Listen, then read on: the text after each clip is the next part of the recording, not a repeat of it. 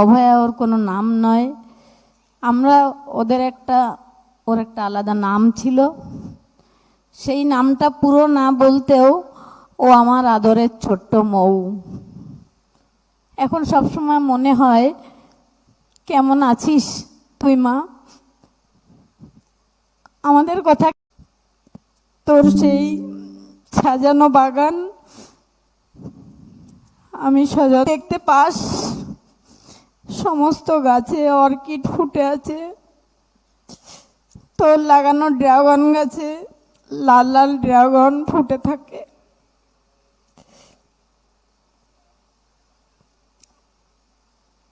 ছোটবেলায় যখন কথা শিখেছিল, ডাক্তার কিও জানতো না, তখন থেকে মা আমি ডাক্তার হব। আমরা লড়াই সেখান থেকেই। লড়াইটা আমাদের তিনজনের ছিল ছোট্টবেলা থেকে। ও বাবা মাকে ভীষণ ভালোবাসতো সবাইকে। পরেও দেখেছেন আপনারা, পেশেন্টদেরও ভীষণ যত্ন সহকারে দেখতো। তো আমরা তাকে হারিয়ে ফেলেছি। আমরা ঈশ্বর প্রদত্ত একটা ডায়মন্ড পেয়েছিলাম। ওর বাবা সবসময় বলতো, আমার মেয়ে আমার কাছে অনেক দামি। কিন্তু বাবাকেও খুব বকতো। সবসময় বলতো, বাপি তুমি কিন্তু একটা ডাক্তারের বাবা। আজকে আর কেউ বলে না সেটা। সেই যে ছোট্ট মৌ থেকে একজন বড় ডাক্তার হয়ে উঠেছিল, তার যে জার্নিটা, কত রাত তার সঙ্গে যে না ঘুমিয়ে আমি কাটিয়েছি, তার হিসাব এখন আর রাখি না। কিন্তু রাত্রিটা ওর জন্য আমার সবসময় এখনো থাকে। সব কাজ শেষে বাড়ি গিয়ে রাত্রিটা শুধু আমার মেয়ের সঙ্গেই কাটে এখনো। আর যতদিন আমি বাঁচবো হয়তো এভাবেই আমার কাটবে। কিন্তু আমি চাই না আর কোনো মেয়ে তার স্বপ্ন পূরণ করতে গিয়ে এভাবে অভয়া তিলোত্তমা হয়ে যাবে, বাবা মার নিজের দেওয়া নামটাও নিতে পারবে না। এই যে পাশে ছবিটা রয়েছে, মুখটা অস্পষ্ট। কেন অস্পষ্ট? সে তো কোনো দোষ করেনি। আমার মেয়েটা এত শান্ত ছিল, কোনোদিন কেউ ও বাড়িতে থাকলেও বুঝতে পারতো না যে ও বাড়িতে আছে। ছোটবেলায় কথা শেখার পরে যখন বাচ্চারা বক বক করে, তখন ও বানান করে করে কথা বলতো। আমরা একটা আত্মীয়ের বাড়িতে গেছি, সেখানেও রাস্তায় কেঁদেছে, মা আমাকে আদর্শলিপি বই কিনে দাও। আদর্শলিপিটা তখন ও বলতে পারতো না। রাস্তায় কাঁদছে, আমাকে আদা পিসি বই কিনে দাও। মানে আমি ওর বাবাকে বলেছিলাম, ও সব বানান পারে, কিন্তু যুক্তাক্ষর বানানটা একটু ভুল হয়ে যায় ওর। আমি ক্লাস 1-এ ভর্তি করব বলে স্কুলে দিদিমণিদের বলেছিলাম, ওকে একটু ভালো স্কুলে ভর্তি করব, আপনারা একটু ওকে বাক্য রচনাটা ভালোভাবে শিখিয়ে দেবেন। দিদিমণি ওকে বলেছিলেন মাছ আর মাথা দিয়ে বাক্য রচনা করতে। ও তখন ছোট্ট, 4 বছরও হয়নি বয়স। তখন ও মাথা দিয়ে বাক্য রচনা করতে লিখেছিল, রবীন্দ্রনাথ ঠাকুরের একটা মাথা ছিল। আর মাছ দিয়ে বাক্য রচনাটা লিখেছিল, আমার পিসির পুকুরে অনেক মাছ আছে। এটা দেখে দিদিমণি অবাক হয়ে গেছিলেন। একটা 4 বছরও হয়নি বাচ্চা, সে এত সুন্দর করে লিখেছে রবীন্দ্রনাথ ঠাকুরের একটা মাথা ছিল।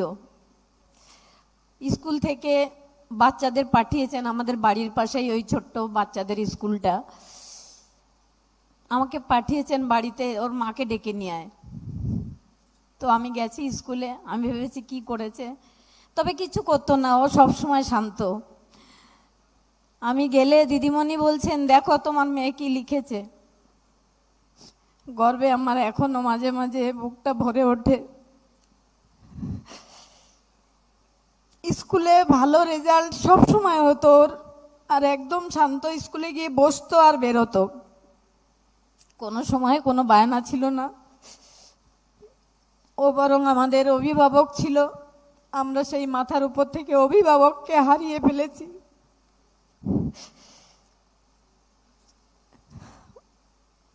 একটা রাবার প্ল্যান্ট গাছ খুব ভালোবাসতো, রোজ বাড়িতে সে বলতো, মা বাপি ওই আমাকে গোপালদা ড্রাইভার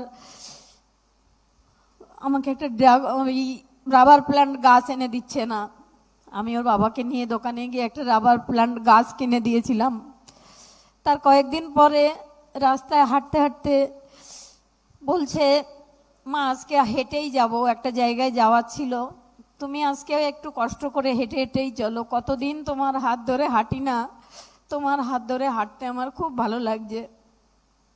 হাঁটতে হাঁটতে রাস্তায় একটা রাবার প্ল্যান্ট গাছ দেখে আমাকে বলছে, দেখো তোমার ডালটা ছিঁড়তে পারো নাকি। ডালটা ছিঁড়েছি, ওর হাতে দিয়েছি। তখন বলছে, এই লাল মাথাটা যদি তুমি বাঁচিয়ে রাখতে পারো মা, তাহলে গাছটা বেঁচে যাবে। গাছটা এত বড় হয়ে গেছে, সব সময় লাল মাথাটা লালই হয়ে থাকে, ও দেখতে পায় না, হয়তো দেখতে পায়, কিন্তু আমার যে ঈশ্বর প্রদত্ত গিফট, আমার ডায়মন্ড, ওর বাবার অনেক দামি। রাত্রে যখন খিদে পেত, মা আমার খিদে পেয়েছে, তুই খেয়ে নে, দাঁড়াও বাপি কোথায় আছে দেখে নি। ফোন করে, বাপি আমার খিদে পেয়েছে, তুমি তাড়াতাড়ি বাড়িতে আসো। এখন আর কেউ সারা রাত না খেয়ে থাকলেও বলে না যে মা তুমি কি করছো বা তুমি কি খাচ্ছ, আমাদের কেউ নেই বলার। কেন এমন হলো, কার জন্য হলো? আমরা তো কোনো অন্যায় করিনি।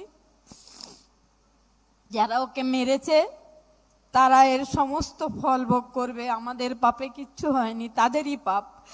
যারা আমার মেয়েকে এই পৃথিবী থেকে সরিয়ে দিয়েছে, দুর্ভাগ্য তাদের, আমাদের কোনো দুর্ভাগ্য নয়। আমাকে সবাই বলে রত্নগর্ভা, আমি সত্যিই রত্ন পেয়েছিলাম যেটা আমি হারিয়ে ফেলেছি। ওর বাবা সব সময় এখনো বলে আমার কাছে আমার মেয়ে অনেক দামি ছিল, কিন্তু অতীত হয়ে গেছে এখন এত তাড়াতাড়ি, এটা আমরা ভাবতেও পারি না। তবে লড়াইটা আমি ছাড়িনি। আমরা সেই গর্বিত বাবা মা হিসাবেই চিরদিন থাকব এবং অন্যায় কোনো দিন মানব না। আর কোনো মেয়ের যাতে এরকম স্বপ্ন পূরণ করতে হারিয়ে না যেতে হয়, সেটা আমি সব সময় দেখব। আর এই ধর্ষণ নয়, আমার মেয়েকে খুনই করা হয়েছে। ও হয়তো হসপিটালে কিছু জেনে ফেলেছিল কিনা আমি জানি না, তবে খুব ভয়ে ছিল। মা আমি তুমি শোও, আমার অনেক পড়তে হবে, না হলে ওরা আমাকে ফেল করিয়ে দেবে। এই যে ভয়টা 2 মাস ধরেই ও পেয়েছিল, সুস্থ থাকতে পারতো না, সারাক্ষণ পেশেন্ট দেখতো। হসপিটাল থেকে বাড়িতে এসে সেদিন শুয়েছিল, আজও মনে পড়ে, শুয়ে হঠাৎ করে আমাকে এসে বলছে, মা ডাক্তারের কাছে চলো, তোমার চোখের ডাক্তারের দেখানোর জন্য নাম লিখিয়েছি। আমি বললাম আজকে যাব না। তখন রেগে আমাকে বলল, চোখের ডাক্তারের কাছে যাবে নাকি অন্ধ হয়ে থাকবে, বলে আবার গিয়ে শুয়ে পড়ল। এখন আর কেউ বলে না কিছু, কারো জন্য আমার আর রাস্তার দিকে তাকিয়েও থাকতে হয় না। কোনো দিন সে আর ফিরবে না। তবে সে তার নিজের যে মেধা বলুন, সব দিক দিয়ে সে এমন একটা শক্তি তার ভেতরে ছিল, সে সবার মনের মণিকোঠায় স্থান নিয়েছে, কোনো দিন কেউ ভুলবে না। আর আমরা ভুলতে দেব না তাকে, আমরাও তো ভুলবো না। কেউ যেন না ভোলে, পৃথিবী যতদিন থাকবে তাকে নির্যাতিতা হিসাবে নয়, ডক্টর হিসাবে প্রতিষ্ঠা করে যাব আমরা। এই শপথ আমি আজকে এই আমাদের মুখ্যমন্ত্রী, আমাদের স্বাস্থ্যমন্ত্রীর সামনে দাঁড়িয়ে নিলাম, যে আর কোনো মেয়েকে এরকম যেন নির্যাতিতা না হতে হয়।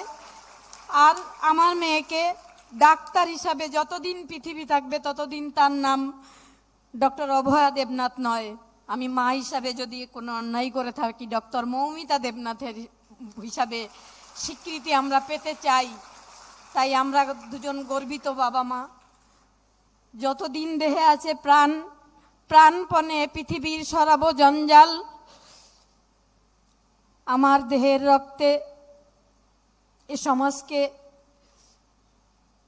যতদিন দেহে আছে প্রাণপণে পৃথিবীর সরাবো জঞ্জাল, আমার দেহের রক্তে এই নতুন শিশুকে করে যাব আশীর্বাদ। তারপর সব কাজ সেরে চলে যাব আমি।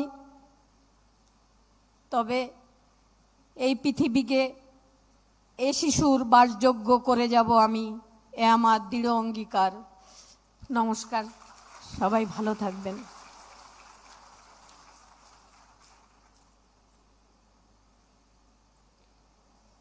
এই মহতী স্মরণ সভায়